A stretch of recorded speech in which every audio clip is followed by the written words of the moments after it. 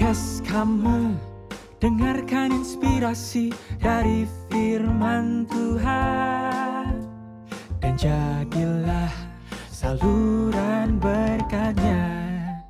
Sebuah persembahan dari warung sate kamu untukmu. Hai Sobat Muda, ketemu lagi di podcast kamu episode yang ke-12. Perkenalkan, nama gue Indra. Nah, ini pertama kalinya nih gue jadi host ya untuk di podcast kamu. Jadi kayaknya gue perlu kenalin diri dulu lah ya. Saat ini gue melayani di Our Daily Bread Indonesia sebagai data analis. Nah, mungkin cukup itu aja lah ya perkenalan gue, karena ada Koko yang keren di sebelah gue.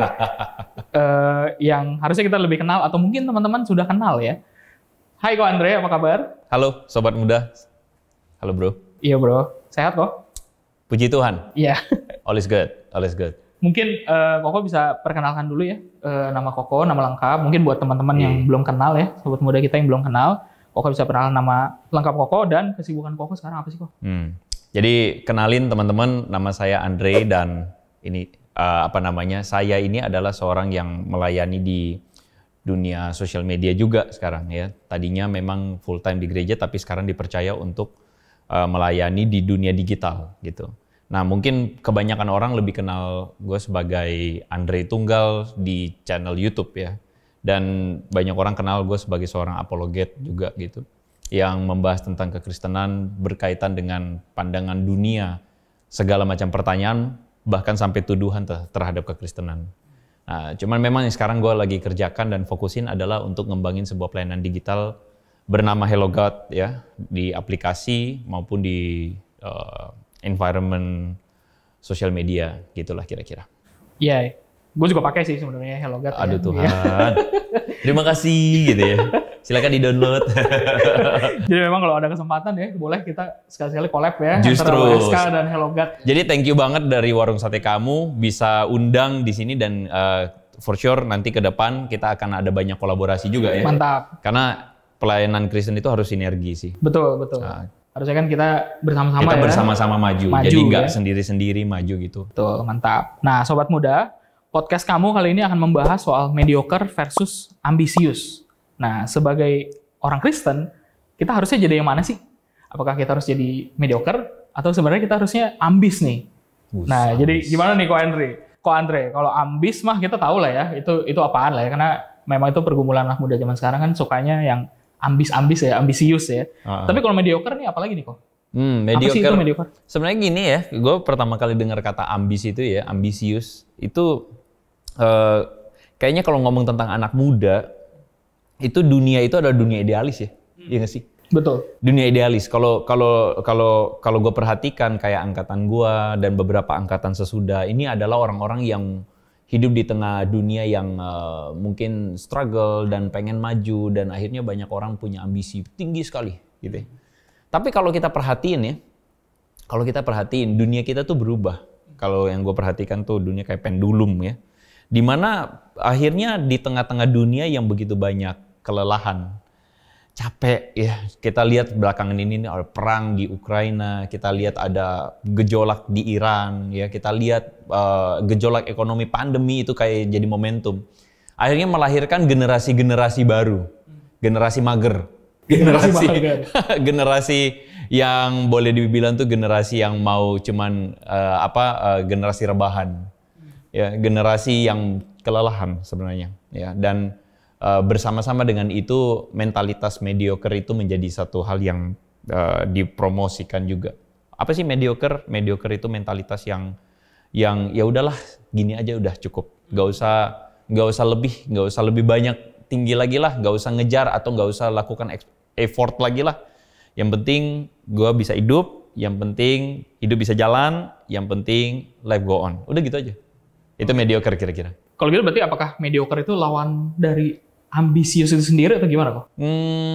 Kalau misalnya kita bilang pivotnya itu ada pada masalah ambisius itu berbicara tentang gua mau lebih maju lagi, gua punya tujuan. Sedangkan mediocrity itu atau mediocre itu pivotnya ada pada masalah tujuan itu, maka ambisius dan mediokritas adalah dua kontras yang berbeda. Kayak gitu. Karena pivotnya itu atau karena tujuannya itu ada pada karena end game-nya itu ada pada mau maju menuju sebuah tujuan tertentu gitu. Jadi mediocre itu ya bisa dibilang ya udahlah, nggak usah sampai sono lah ya. Gitu ya, gitu Udahlah, ya. tengah-tengah Hidup udah capek lah, gitu ya. Gitu. Gini-gini aja lah ya. Tapi kita mesti mengakui bahwa nggak semua anak muda hari ini tuh berada pada posisi ambisi mungkin yang kita bayangin. Ada banyak di antaranya tuh yang cuman mediocre aja gitu. Kenapa? Karena ya for sure ada banyak faktor lah. Ya, ada banyak faktor yang membuat mereka akhirnya mengambil posisi mending gue biasa-biasa aja. Nah, kalau sobat muda lihat podcast kita yang sebelumnya, itu kan ngomongin cuan kok. Generasi cuan. Generasi Asik, cuan. Nah, asik. kalau cuan kan jelas ya kok ya, maksudnya kata Tuhan kan ya jangan cinta uang gitu ya. Mungkin kalau soal cuan kita lebih tahu ya lah. Nah, kalau ambis kan tadi Koko udah bilang ini soalnya tujuan gitu ya. Soal mencapai tujuan. Nah, jadi kita tuh sebenarnya harus gimana nih kok dalam kacamata orang Kristen? Karena kan kalau orang ambis adalah mencapai target atau kesuksesan itu sebenarnya boleh atau enggak sih? Ya, sebenarnya itu kembali kepada what's the value of life gitu. Apa yang menjadi nilai dari hidup lu? Karena gue percaya bahwa tujuan itu ditentukan dari nilai hidup lu tanpa sadar. Dan mungkin orang bilang iya ya, mungkin teman-teman sobat muda yang dengerin ini pikir iya ya, tujuan gue apa ya? Mungkin nggak kepikir juga tujuan gue apa. Nah, sebenarnya tujuan itu bisa kita lihat dari bagaimana value atau dasar nilai kita menilai hidup itu menjadi berharga dan indah itu apa. Begitu. Hidup kita tuh, kita ingin hidup yang seperti apa. Nah, di tengah dunia yang susah, dunia yang kompetitif, banyak orang yang mendasarkan hidup yang akan bahagia jika misalnya gue punya banyak uang. Hidup akan bahagia jika misalnya gue ada di puncak karir, posisi, jabatan gitu. Hidup akan bahagia kalau gue bisa nikmatin semua yang dunia lagi kasih gitu ya. Well, jalan-jalan ya. Ini kan pandemi bikin orang banyak nggak bisa jalan-jalan. Staycation itu kan kayak dunia kita tuh. Kayak di mana-mana lu buka aja di sosial media, lu akan ketemu itu semua. Lagi traveling. Dipromote traveling gitu, staycation, terus kemudian apa mukbang. Yeah. Itu culture dan tanpa sadar kita menyerap value itu masuk dalam hidup kita dan itu yang membuat kita akhirnya punya tujuan. Akhirnya tujuannya apa? Gue pengen hidup yang seperti itu. So how gue mencapai hidup yang kayak gitu?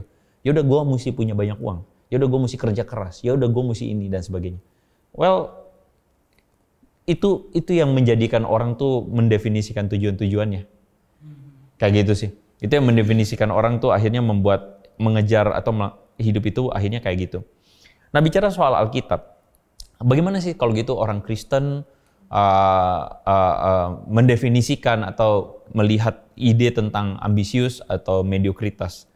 Kelirunya adalah lihat deh titik bedanya tuh ada pada orang-orang yang either ambisi dan sebagainya itu, mereka itu melihat hidup untuk dinikmati, hidup yang untuk apa yang menyenangkan untuk diri saya.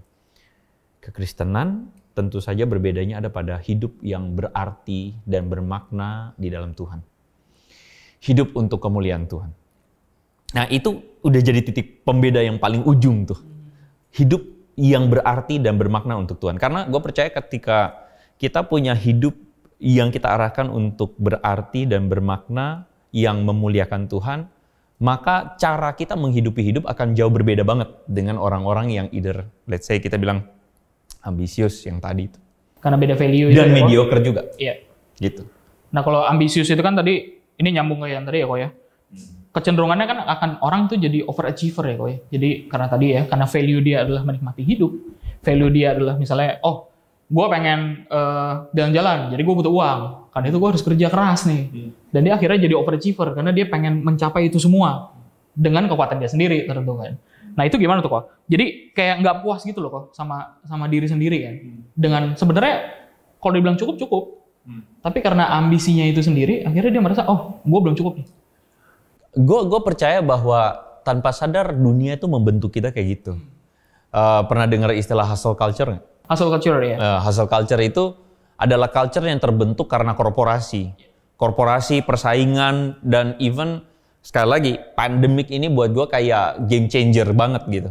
Itu membuat banyak perusahaan, company, institusi, lembaga itu betul-betul terbuka semua akses yang tadinya hanya dikuasai oleh katakanlah kelompok tertentu, itu semua orang akhirnya bisa. Nah, ini di satu sisi jadi peluang, tapi di satu sisi ketika itu di-driven atau di-drive oleh maybe too harsh ya untuk bilang di-driven oleh keserakahan, ya di-driven oleh egoistik dan sebagainya, itu akhirnya bikin orang berlomba-lomba untuk menjadi paling tinggi, paling maju, profit yang sebesar-besarnya. Apalagi kita lihat ada company-company yang muncul sebagai unicorn. Ya. Unicorn, dekakorn, apakorn. Kita sih mainnya cuman popcorn aja ya. Honey butter kok. Gitu ya. Jadi mimpi itu membuat orang kayak, iya gue mau. Gitu. Well, itu yang driven. Itu yang membuat orang akhirnya ya kayak gitulah kira-kira, overachiever. Bagaimana kekristenan melihat overachiever kalau begitu? Gue jadi ingat tiba-tiba narasi di Kejadian pasal yang ketiga. Kejatuhan manusia. Jatuhan manusia. Sama kita bilang ini isunya tahun 2022, let's say, karena kita tapingnya di tahun ini. Tapi tahu nggak bahwa sebenarnya thousands years before, hal ini sudah diantisipasi. Hal ini sudah menjadi isu yang dibilang bahwa waktu itu ular dalam kisah itu, ular bilang sama Hawa, bukankah Tuhan bilang ini semua pohon jangan dimakan dan sebagainya. Terus kemudian Hawa bilang, enggak. Semua pohon ini boleh dimakan, yang satu ini jangan. Karena kalau makan, mati ntar. Lalu ular bilang gini, enggak loh. Waktu kamu makan, kamu enggak mati. Tapi justru kamu seperti Allah. Dalam catatan terjemahan ITB, terjemahan baru mengatakan bahwa waktu kamu makan, kamu akan tahu yang baik dan yang jahat. Gue memahami narasi itu adalah begini. Ular tuh seakan-akan bilang begini, Tuhan itu enggak enough for you. Menuruti, mempercayai Tuhan itu nggak enough for you. It's better for you untuk makan, karena dengan demikian kamu bisa lebih dari ini. Ini menjadi kayak satu tang gitu loh. Ini loh sifat dasar manusia yang merasa bahwa God is not enough. To believe in God, to trust in God, and to live my life for God, it's not enough. Therefore, I have to prove myself. I have to prove, and I want to believe in, percaya kepada apa yang dunia atau teman-teman atau orang, whatever, yang bilang. Dan God itu nggak enough. That's overachiever, I think. Apakah itu karena rootnya itu dari egoisme diri kok? Yoi. Rootnya itu ada pada pemuasan diri sendiri. Itu kan dosa. Dosa itu kan begitu.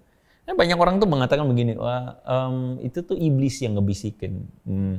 Kalau gue lebih bilang bahwa that's not iblis. Udah ada bibitnya. It's yourself. Udah gitu. ada bibitnya. Iya. Yeah. Problem kita tuh sebenarnya ada pada masalah dosa, masalah keinginan dosa. Yang Alkitab selalu pakai kata dosa itu sebagai satu menggambarkan everything di luar Tuhan. Itu dosa. Udah gitu aja. Kalau gitu kan bahaya banget ya kok ya. Maksudnya karena memang kita berarti kan punya kecenderungan untuk ke sana kan. Yoi. Kalau begitu apakah mendingan kita jadi mediocre aja kok. Daripada ambis kan dosanya lebih banyak asik gitu. Ya? Apalagi asik. nih ya di Mazmur 127 ayat 2 ini bilang gini kok. Sia-sialah kamu bangun pagi-pagi dan duduk-duduk sampai jauh malam dan makan roti yang diperoleh dengan susah payah. Sebab ia memberikannya kepada yang dicintainya pada waktu tidur. Ngapain kok kita capek-capek kerja kan? Tuhan bilang gue ngasih tuh ke yang lagi tidur. Ya, nih ya Mas. Jadi ini ayat akan jadi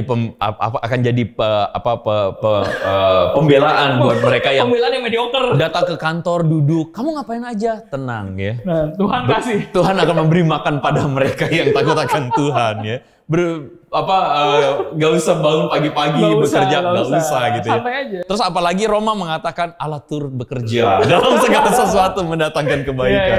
Semesta sedang bergerak untuk ayat itu salah dipahami.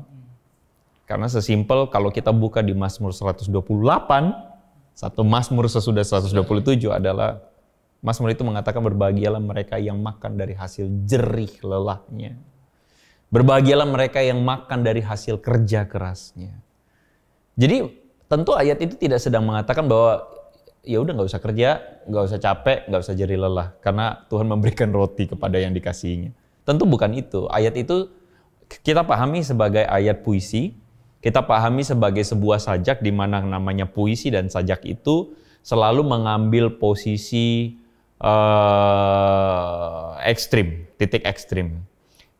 Jadi pasal itu ingin mengatakan kepada kita bahwa orang sia-sia kalau mengandalkan diri dan kekuatannya. Karena pada akhirnya anugerah Tuhanlah atau berkat Tuhanlah yang menjadi pembeda, begitu ya. Itu ayat itu pengen ngomong itu.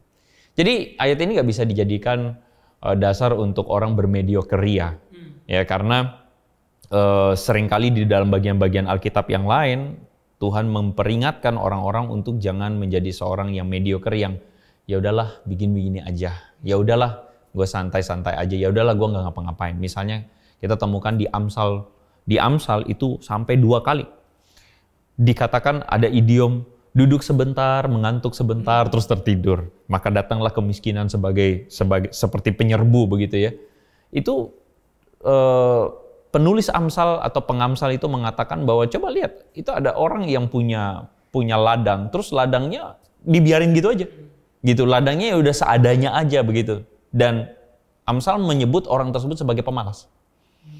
Mungkin kata mediocre pada zaman Alkitab itu belum ada ya. Belum ada. Kan mediocre itu kita define belakangan. Tapi mungkin zaman itu mediocre itu bisa dibilang sebagai pemalas.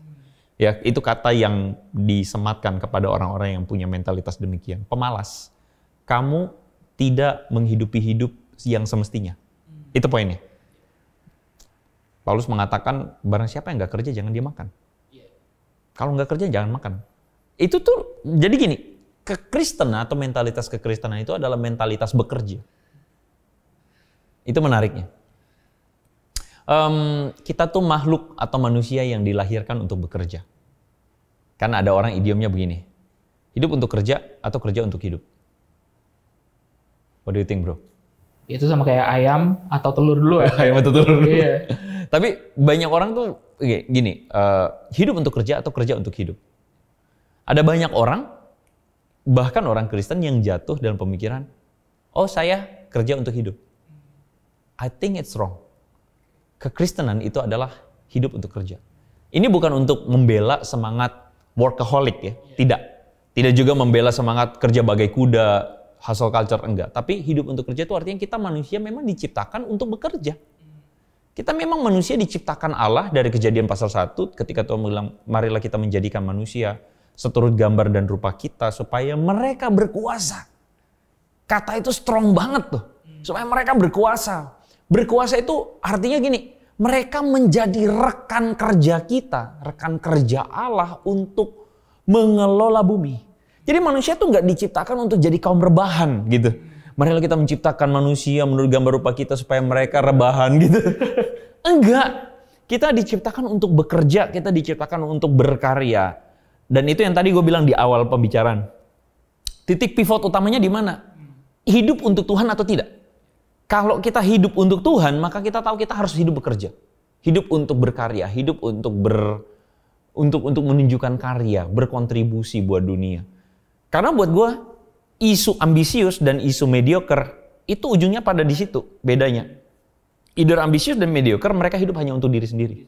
Cuman cara hidupnya beda. Yang satu hidup untuk kerja bagai kuda, yang satu hidup untuk merebahkan diri. Itu poinnya. Santai untuk diri sendiri ya, mediocre ya. Nah nyambung tadi kok, kalau ngomongin soal pencipta, jatuh dalam dosa ya. Ini nggak tahu ya, mungkin sobat muda juga mungkin berpikir yang sama gitu ya. Kan banyak yang mikir kerja itu sebenarnya hukuman kok.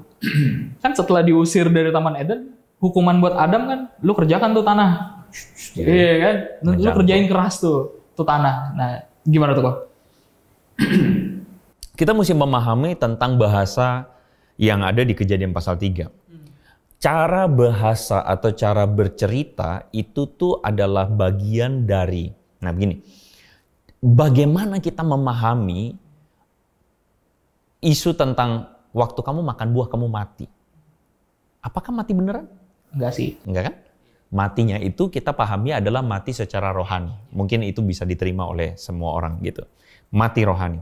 Nah sama halnya ketika Tuhan bilang maka hukuman atau maka akibat yang muncul dari ketika karena engkau makan buah, bagi laki-laki maka engkau akan dengan berpeluh dan dengan berjerih lelah engkau akan bekerja Tanah itu akan menghasilkan kalau kamu bekerja dan sebagainya. Itu tuh sedang ngomong tentang suffering. Ketika manusia jatuh dalam dosa, maka ada suffering. Sufferingnya tuh apa? Kita terpisah dari Allah. Suffering itu apa? Kita mati, kita putus hubungan dengan Tuhan. Manusia hanya mau ikut dirinya sendiri. Dan apa sih suffering yang paling menjadi suffering pada hari itu untuk laki-laki, let's say, dan perempuan? Karena pada waktu itu belum mengenal tentang isu mental health. Waktu itu belum mengenal tentang isu tentang apa. Masih simple banget. Ada depresi ya? Iya, jadi sufferingnya itu apa? Sufferingnya itu adalah ya bekerja. Bekerja itu menjadi suffering. Padahal sejak awal bekerja itu menjadi satu joy harusnya. Tetapi pada akhirnya karena jatuh dalam dosa maka bekerja menjadi suffering. Sama dengan perempuan. Perempuan apa? Melahirkan jadi suffering. Padahal sejak awal itu adalah satu hal yang sebenarnya bagi Tuhan itu adalah satu hal yang baik dan indah. Tapi karena baik yang indah bagi Tuhan itu akhirnya karena manusia mau ikut dirinya sendiri, makanya yang baik dan indah itu nggak jadi baik dan indah lagi. Itu jadi suffering buat mereka. Nah, aku juga pernah baca nih kok ya, salah satu artikel itu di internet lah ya, Geeks Under Grace gitu. Itu bagus banget kalau teman-teman mau lihat gitu ya. Dia bilang gini kok, God is not glorified by mediocrity. Mungkin tadi kita udah bahas ya, karena memang fokusnya adalah harusnya ke Tuhan ya.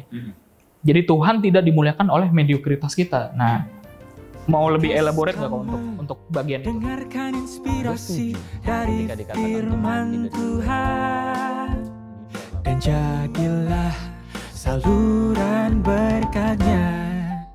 Sebuah persembahan dari warung sate kamu untukmu.